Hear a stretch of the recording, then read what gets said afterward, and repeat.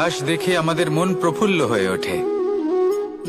ভিন্ন ভিন্ন প্রজাতির ফুল, ভিন্ন ভিন্ন রঙের ফুল দেখে এই মন আনন্দে ভরে ওঠে।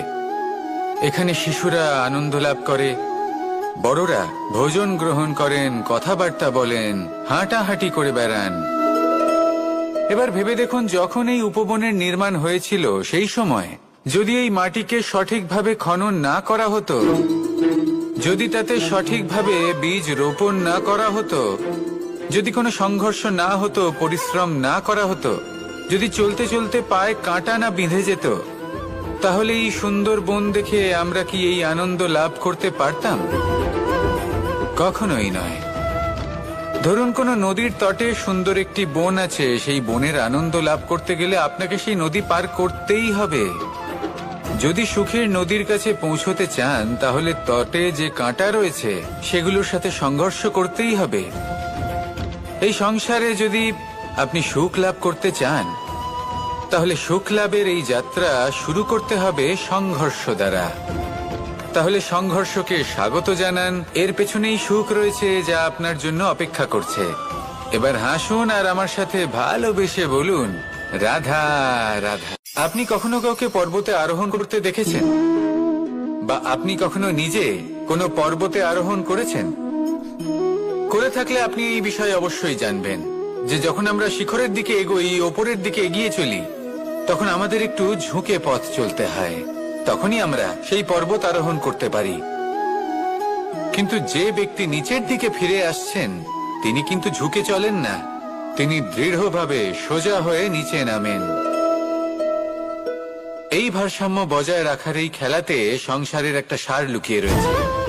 যদি আপনিও জীবনে উঁচুতে উঠতে চান, শিখরে পৌঁছতে চান, তাহলে আপনাকেও নত হয়ে, বিনম্র হয়ে সামনে এগোতে হবে।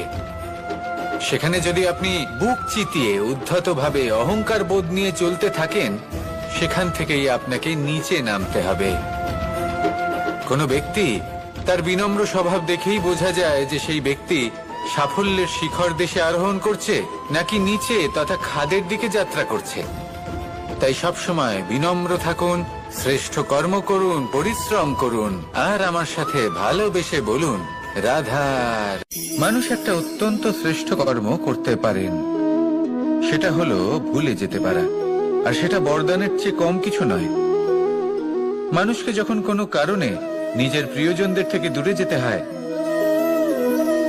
তখন মনে দুঃখ জাগ্রত হয়, তিনি সেই দুঃখকে ভুলতে পারেন। কখনো কোনো সম্পর্ক থেকে যদি দুঃখ পেয়ে থাকেন, তখন সেই দুঃখকে ভুলতে পারেন। কিন্তু এই সংসারের প্রত্যেক আবেগ, প্রত্যেক বস্তু ভুলে যাওয়া উচিত নয়। বিশেষ করে আমাদের প্রিয়জন, আমাদের পরিবারের সদস্য, যখন এই সংসার থেকে ওনারা চলে যান, তখন যে সৎকর্ম ওনারা করেছেন, যে প্রেরণা ওনারা আমাদের প্রদান করেছেন, কখনো ভুলে যাওয়া উচিত নয়। যখন আপনি কোনো উঁচু স্থানে পৌঁছে যান, আপনি সাফল্য লাভ করেন, তখন সেই সকল বন্ধুদের ভোলা উচিত নয় যারা আপনার সাথে আরম্ভ থেকে ছিল, যারা সব সময় আপনাকে সাহায্য করেছে। আর সব থেকে গুরুত্বপূর্ণ কথা, আপনার বয়স যতই বৃদ্ধি পাক না কেন, মাতা পিতাকে কখনো ভুলবেন না। আপনি যতই বড় হন না কেন, আপনি তাদের সন্তানই থাকবেন। অভিজ্ঞতার দিক থেকে ওনাদের থেকে ছোটই থাকবেন। তাই সবসময় নিজের মাতা পিতাকে নিজের সাথে রাখুন, কখনো তাদের ভুলবেন না। সেই সকল ব্যক্তিদের ভুলে যাবেন না যারা দুঃখের দিনে আপনার সাথে ছিল, তবেই জীবনে সুখ পাবেন। আসুন আর আমার সাথে ভালোবেসে বলুন, রাধা রাধা। কখনো কখনো আমরা শুভ উদ্দেশ্য নিয়ে কারোর মঙ্গল কামনা করি, তার জন্য কোনো ভালো কর্ম করি, এবং সেই ব্যক্তি আমাদের বন্ধুত্ব নিয়েই, আমাদের সম্পর্ক নিয়ে, আমাদের সততা নিয়ে প্রশ্ন করতে থাকে, আমাদের সন্দেহ করে। তখন আমাদের দুঃখ হয়, কিন্তু এটা হওয়া উচিত নয়। কারণ যখনই কোনো ব্যক্তি আপনাকে সন্দেহ করছে, তাতে আপনারই মূল্য বৃদ্ধি পাচ্ছে। একটা কথা বলুন, আপনি কখনো শুনেছেন যে কয়লার শুদ্ধতার পরিমাপ করা হচ্ছে? শোনেননি, কারণ এমনটা কখনো হয়ই না। শুদ্ধতার পরখ শুধুমাত্র সোনার ক্ষেত্রে করা হয়। যখন এই সোনা এই পরীক্ষায় উত্তীর্ণ হয় তখন সেই সোনা কতটা মূল্যবান সেটা সংসার জানতে পারে। সেই রকমই এই সংসার আপনাকেও পরখ করবে। যখন আপনি এই পরীক্ষায় উত্তীর্ণ হবেন তখন আপনার মূল্য কতটা অধিক সেটা এই সংসারও জানতে পারবে। সেই জন্য যখনই কেউ আপনার উপর সন্দেহ করবে দুঃখ পাবেন না। শুধু এই কথাটার খেয়াল রাখবেন, আপনি কি উচিত পথে চলেছেন, উচিত কর্ম করছেন। সকলের প্রতি আপনার মনে যেন সদ্ভাবনা। মানুষের এই সংসারে জীবনযাপন করার জন্য কিছু জিনিসের প্রয়োজন পড়ে। এমন কিছু আবেগ, এমন কিছু বস্তু আছে যেগুলো তার প্রয়োজন হয়। কিন্তু সব থেকে বেশি যে জিনিসটা তার প্রয়োজন হয় সেটা হলো সম্মানের। আমাদের ভালো লাগে যখন কেউ আমাদের সম্মান করে।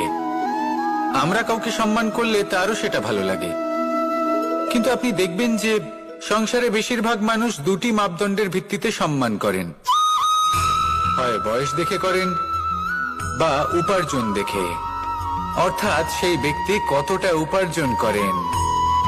এবার ভেবে দেখুন, এটা আবশ্যক নয় কারোর বয়স যদি বেশি হয় তার বুদ্ধিও ততটাই বেশি হবে। আবশ্যক এটাও নয় যে কোনো ব্যক্তি যদি অত্যন্ত ধনী হন বা তার মনও নির্মল হবে বা তিনি সৎকর্ম করবেন বা এমন কোনো কর্ম করবেন যাতে উনি সম্মান লাভ করতে পারেন। হতে পারে উনি ধনী কিন্তু দুশ্চরিত্র। সেই জন্য বয়স বা উপার্জন দেখে কোনো ব্যক্তিকে সম্মান করবেন না। কর্ম দেখুন। যদি গভীরভাবে ভেবে দেখেন তাহলে দেখবেন যদি কোনো মানুষ কোনো সৎকর্ম করেন তাহলে তার প্রতি হৃদয় থেকে সম্মান জাগ্রত হয়। এটাই হলো সেই সম্মান যা অর্জন করতে হবে। বয়স আজ আছে, কাল আরো বৃদ্ধি পাবে। উপার্জন আজ আছে, কাল সেটা কমে যেতেও পারে। কিন্তু যদি আপনি নিরন্তর শুভকর্ম করতে থাকেন তাহলে আপনি মৃত্যুর পরেও অমর হয়ে থাকবেন। আসুন আমার সাথে ভালোবেসে বলুন রাধা। মানুষের জীবনে স্বচ্ছতার একটা আলাদা গুরুত্ব আছে।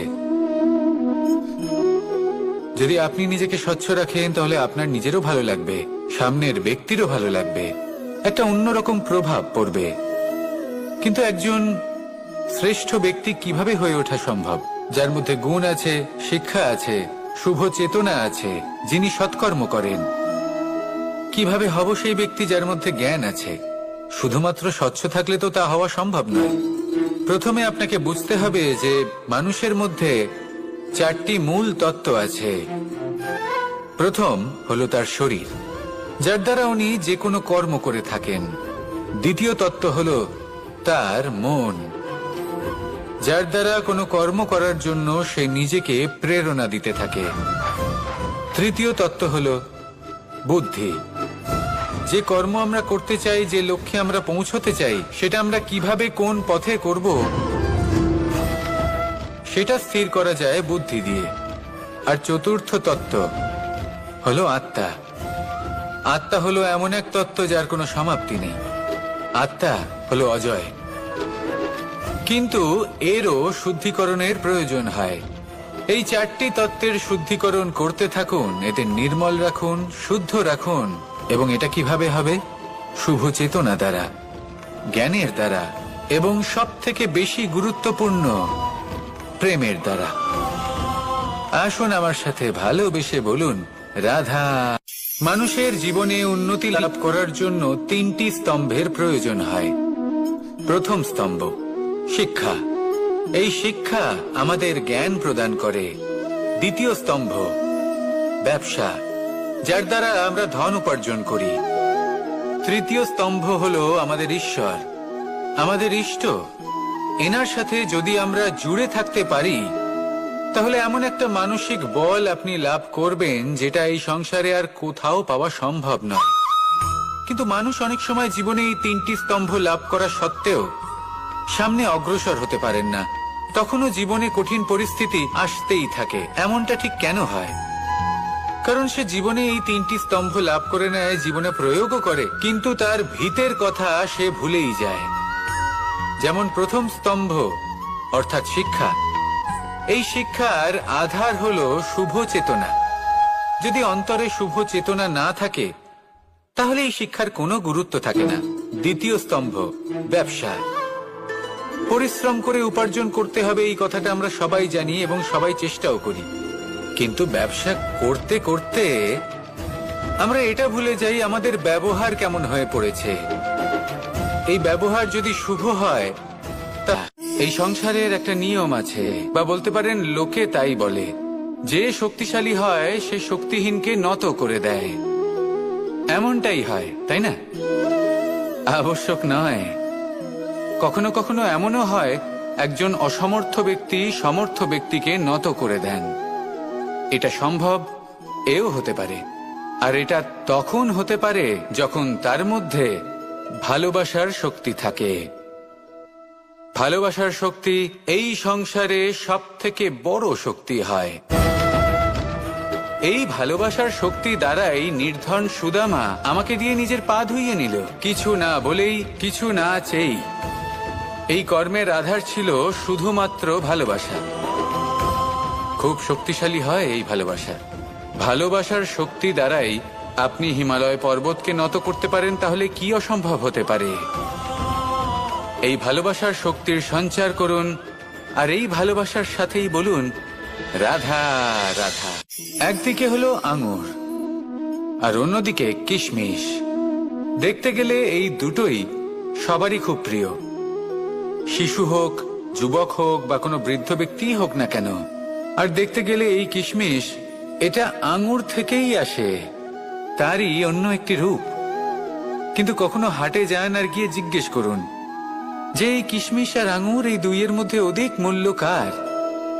আপনিও নিশ্চয়ই জানবেন যে কিশমিশের মূল্য আঙুরের থেকে অনেক গুণ বেশি। এবার এরকম কেন হয়? এর পেছনে কি কারণ থাকতে পারে?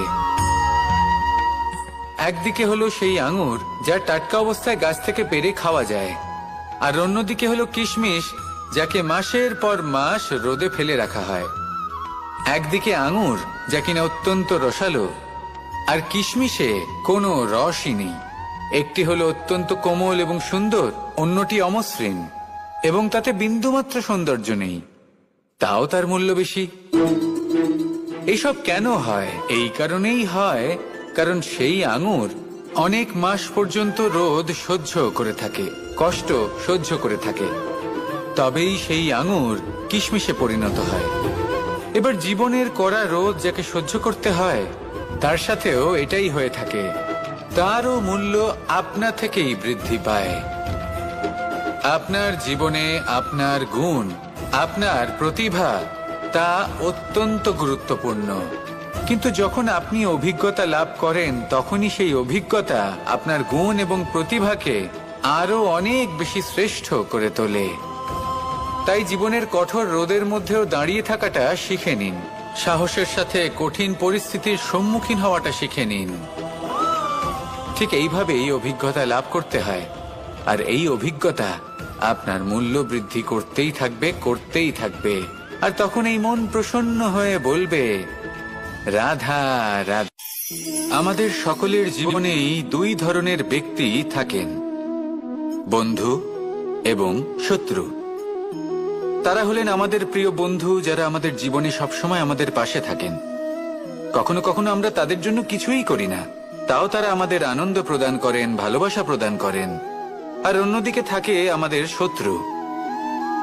দেখতে গেলে যখন আমরা জন্ম নিই, তখন কিন্তু আমাদের কোনো বন্ধু থাকে না, আমাদের কোনো শত্রুও থাকে না। কিন্তু যত ধীরে ধীরে আমরা জীবনে এগোতে থাকি, আমাদের বয়স বাড়তে থাকে, তখন আমাদের বন্ধু আর শত্রু এই দুইয়ের সংখ্যা বাড়তে থাকে। আর সেই সবকিছু নির্ভর করছে আমাদের কথার ওপর এবং আমাদের ব্যবহারের ওপর। এবারে আপনি যদি কোনো ব্যক্তিকে স্বাগত জানান উদার চিত্তে, ভালোবেসে, তাহলে সেই ব্যক্তি আপনার বন্ধু হবেই হবে। কিন্তু যদি আপনি নিজে হাতে কাউকে সামনে অগ্রসর হতে বাধা দেন, বিনা কারণে তার সাথে খারাপ ব্যবহার করেন, তাহলে তার মনে শত্রুতার বোধ অবশ্যই জেগে উঠবে। আর রইল বিষয় কথার, যদি আপনার কথা মধুর হয়, তাহলে সবাইকে আপনি আপন করে নিতে পারবেন। এই কথাই যদি কটু হয়, তাহলে আপনার আপনজনেরাও দূরে চলে যেতে পারে। তাই নিজের কথার ওপর সংযম রাখুন এবং নিজের আচরণ উদার করে তুলুন। জীবনে সুখী সুখ থাকবে। আসুন আমার সাথে ভালোবেসে বলুন, রাধা। এই সংসারে সব থেকে ভয়ানক এবং গভীর অন্ধকার কোনটা? সেটা যখন মেঘ সূর্যকে ঢেকে দেয় এবং সংসার অন্ধকারাচ্ছন্ন হয়ে ওঠে, নাকি তখন যখন সূর্যাস্তের সময় ঘনিয়ে আসে, সূর্য ঢলে যায় এবং এই সংসারে অন্ধকার ছেয়ে যায়, নাকি সেই অমাবস্যার রাত্রি যখন চতুর্দিকে ঘন অন্ধকার থাকে এবং চন্দ্রমার প্রকাশ কোথাও থাকে না? না, এই সংসারে সব থেকে বেশি ভয়ানক অন্ধকার হলো মানসিকতার অন্ধকার। মানসিকতা খুব গভীর একটা বিষয়। এই মানসিকতাই সত্যের রূপ ধারণ করে এবং আমাদের এই মানসিকতা এবং বিবেকে একটা সূর্য থাকে। যদি আমরা এটা জীবন থেকে বের করে ফেলি, তাহলে নিরাশা, হতাশা, অসফলতা এর এমন এক ঘন অন্ধকারে আমরা ফেসে যাব যে তার থেকে বাইরে বের হওয়া প্রায় অসম্ভব ব্যাপার হয়ে দাঁড়াবে। বড়ই কঠিন হয় সেই সময়। সেই জন্য ইতিবাচক মনোভাব থাকা খুব প্রয়োজনীয়। এটা ভাববেন না যে এটা আমার সাথে কেন হলো, এই সমস্যা কেন এলো, ওই ব্যক্তি আমার সাথে এটা কেন করলেন। এটা ভাবুন যে আমি জীবনে যে পরিস্থিতিতে দাঁড়িয়ে আছি তার থেকে আমি ঠিক কিভাবে বাইরে বেরোতে পারবো।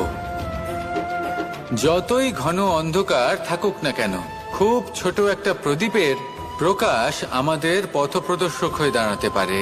আর আমাদের জীবনে এই ছোট্ট একটা প্রকাশ হলো আশা। এই আশার একটি কিরণ আমাদের অত্যন্ত গাঢ় অন্ধকারেও পথ দেখাতে পারে। তাই এই আশাকে সবসময় মনে প্রজ্বলিত করে রাখুন। গাঢ় থেকে গাঢ় অন্ধকারের সাথে, কঠিন থেকে কঠিনতর সমস্যার সাথে লড়াই করুন, সামনে এগিয়ে চলুন আর আমার সাথে ভালোবেসে বলুন, রাধা।